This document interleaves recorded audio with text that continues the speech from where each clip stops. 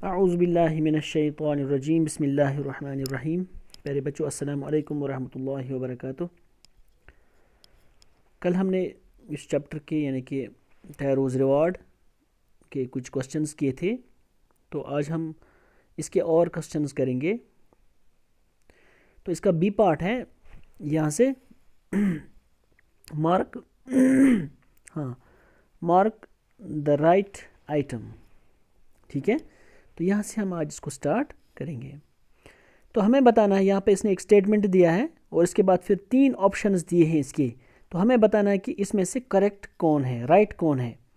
ठीक है, तो पहला है tarot earned very little money because. Tarot जो है वो उनकी कमाई जो थी वो बहुत कम थी, यानी कि वो बहुत कम पैसे कमाता था। क्यों? ऑप्शंस है वहाँ पर। He did not work hard enough, क्योंकि वो ज़्यादा मेहनत नहीं करता था, पहली बात। दूसरा है the villagers did not need would, वहाँ के जो विलेजर्स थे उनको लकड़ी की ज़रूरत नहीं थी। और तीसरा है the price of would was very low. और तीसरा ऑप्शन जो है कि जो लकड़ी जो वहाँ पे वो लाते थे उसकी कीमत जो थी वो बहुत कम थी, है ना। तो यही इसका ऑप्शन है, the price of would was very low, क्योंकि मेहनत तो वो बहुत ज़्यादा करते थे लेकिन वहाँ पे लकड़ियों की जो कीमत थी वो बहुत कम थी, जिसकी वजह से उन्हें कम पैसे मिलते थे। तो हो गया पहला। उसके बाद इसी का दूसरा पार्ट है Taro decided to earn extra money. Taro ने फैसला किया कि उनको अब एक्स्ट्रा मनी अर्न करने की ज़रूरत है, यानी कि उनको ज़्यादा पैसे चाहिए थे। ठीक है, तो वो कैसे हासिल कर सकता था, यानी हम यहाँ पे पूछ रहे हैं Taro decided to earn extra money. उन्होंने फैसला किया कि वो ज़्यादा पैसे अब कमाएं। क्यों?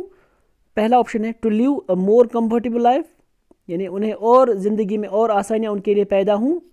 दूसरा है to buy his old father some sake, क्योंकि उनकी फादर ने उन्हें ख्वाहिश की थी कि वो साके पीना चाहते थे। उसके बाद फिर तीसरा है to repair the cracks in the hut, या इसकी वजह थी ये कि उनका जो हट था उसमें चूँकि क्रैक्स हुए थे उनको रिपेयर करना था। क्योंकि जिस तरह से हमने इस कहानी में पढ़ा कि वो इसीलिए उन्हें अब फैसला किया था कि वो ज़्यादा पैसे कमाएं, क्योंकि वो अपने फादर को सम साके पिलाना चाहते थे। ठीक है, तो इसके साथ इसका जो है दूसरा ऑप्शन जो है to buy his old father some sake, तो आप इसी पे टिक मारोगे। ठीक है, या नीचे लिखोगे इसको फिर से आंसर में। तो अब अपनी बुक अपने आप सामने रखो और वहाँ पे देखो आपकी इसका कौन सा ऑप्शन आएगा। ठीक, उसके बाद नेक्स्ट है इसी का third part, the neighbour left Taro's हट इन ए हरी बिकॉज।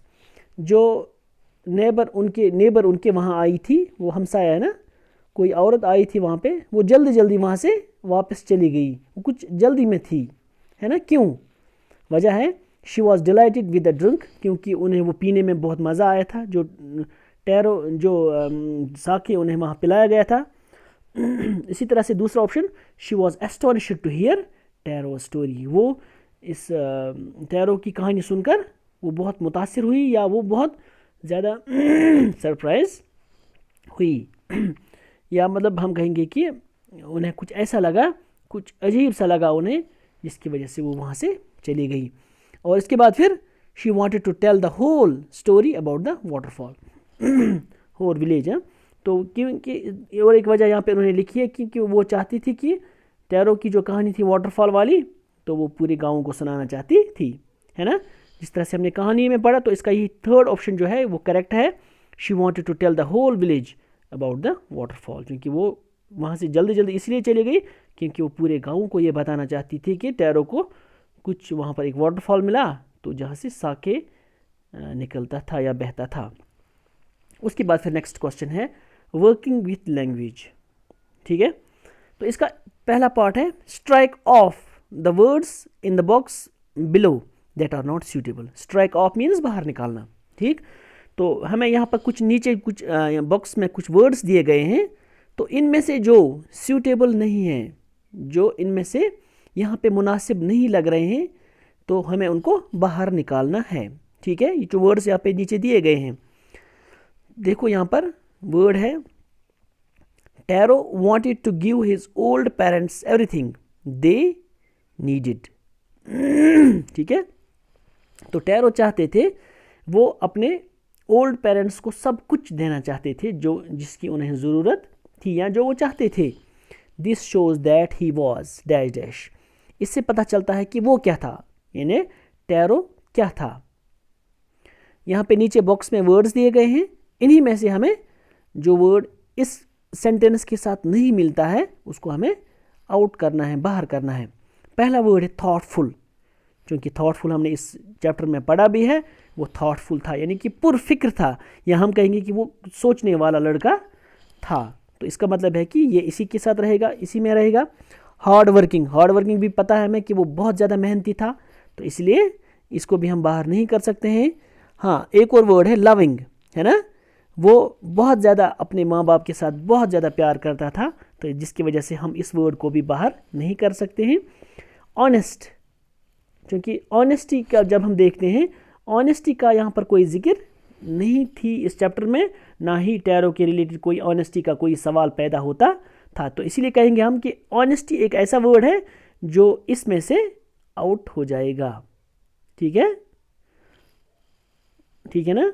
हाँ, तो पहला वर्ड है इसमें से ऑनेस्ट जो है ये आउट हो जाएगा। इसी के साथ फिर नेक्स्ट है कॉन्सिडरेट। कॉन्सिडरेट किसको हम कहते हैं, यानी कि जो दूर अंदेश हो, जो बाकी लोगों के आराम का ख्याल रखने वाला हो, उसी को हम कंसिडरेट बोलते हैं। तो जो कि इन्हें ये काफ़ी ज़्यादा दूर अंदेश लड़का था, इन्हें बाकियों के आराम का बहुत ज़्यादा ख्याल था, माँ बाप के आराम का बहुत ज़्यादा ख्याल था। या इसी तरह से हम देखेंगे कि ये वर्ड जो है ये इसके साथ मैच होता है, तो हम इसको आउट नहीं करेंगे। इसी तरह से फिर ट्रस्टवर्दी है। ट्रस्टवर्दी हम किसको बोलते हैं, जो काबिल एतमाद हो, काबिल भरोसा हो, जिस पर हम भरोसा करें। ठीक है, क्योंकि वो जो ट्रस्टवर्दी की यहाँ पे कोई भी बात नहीं हुई है, तो जिसकी वजह से ट्रस्टवर्दी वर्ड जो है ये भी आउट हो जाता है। और इसके बाद फिर एफिशिएंट। एफिशिएंट मीन्स, एफिशिएंट हम कहते हैं काबिल, जो किसी काम के लायक हो, है ना, एफिशिएंट हम उसी को बोलते हैं। तो एफिशिएंसी की भी यहाँ पे कोई बात नहीं थी, तो इसलिए हम एफिशिएंट वर्ड जो है इसको भी आउट करेंगे। और इसके बाद जो काइंड है, ठीक है, तो ये काइंड वर्ड जो जिसको मेहरबान बोलते हैं, है ना, तो इसका भी चूँकि ये बहुत ही मेहरबान लड़का था, या इस वर्ड का भी यहाँ पे जिक्र हुआ है हमारे इस चैप्टर में, तो इसीलिए हम कहेंगे अब 3 वर्ड्स इसमें से अब बाहर हो जाते हैं, यानी कि ऑनेस्ट, इसी तरह से फिर ट्रस्टवर्दी और एफिशिएंट। ठीक, ये 3 वर्ड्स आप नीचे लिखोगे इसका आंसर, फिर इन 3 वर्ड्स को फिर से लिखोगे, क्योंकि मैं आपको यहाँ पर कोई और हिंट या कुछ और नहीं देने वाला हूँ, तो प्लीज़ आप याद रखिएगा। यहाँ से 3 वर्ड्स इस बॉक्स में से ऑनेस्ट, ट्रस्टवर्दी एंड एफिशिएंट जो है ये आप नीचे लिखोगे आंसर में, ये 3 वर्ड्स अलग से। ठीक है, पहले आप ये सारे वर्ड्स लिखोगे पहले बॉक्स में, फिर नीचे लिखोगे ये 3 वर्ड्स, क्योंकि हमें पहले ही बताया गया है स्ट्राइक ऑफ द वर्ड्स, यानी जो इसमें से हम वर्ड बाहर निकालेंगे तो वही हम कहेंगे कि वही हमारा आंसर होगा। ठीक है, यानी कि जो इस सेंटेंस के साथ नहीं मिलता है। तो अब हम यहाँ पर देखते हैं, तो फ़िलहाल हमने यहाँ पर ये कुछ क्वेश्चंस किए, तो इंशाल्लाह हम कल देखेंगे ये बाकी क्वेश्चंस जो है ये हम कल करेंगे। ठीक है, आज बस इतना ही। लेकिन एक चीज़ मैं आपसे ये ज़रूर कहूँगा कि कल हमने जो क्वेश्चंस मैंने आपको करवाए वो आप अपनी नोटबुक पे साफ साफ लिखना, अच्छे से लिखना। जब हम ये चैप्टर कंप्लीट करेंगे उसके बाद मैं आपको एक ऑनलाइन टेस्ट लूँगा। ठीक है, तो जिसकी वजह से आप अपने आप को, इसके लिए आप अपने आप को तैयार रखोगे। और हमें अभी बस शायद 1-2 दिन लगेंगे इन क्वेश्चंस को करने में, तो उसके बाद फिर इंशाल्लाह हमारा एक ऑनलाइन टेस्ट होगा। ठीक है, अब उसके लिए रेडी रहना, क्वेश्चंस को याद करना अच्छे से। अगर कहीं भी अगर आपको लगे कि कुछ समझ ना आया हो तो प्लीज़ मुझे मैसेज कीजिएगा आप, हाँ, व्हाट्सएप पे। तो जो हमारा स्कूल का ग्रुप है तो उसी में आप मुझे मैसेज कीजिएगा, तो वही हम फिर उसको क्लियर कर देंगे। ठीक, तो चलो बैठो फिर, आजा, अल्लाह के हवाले, अल्लाह हाफिज़।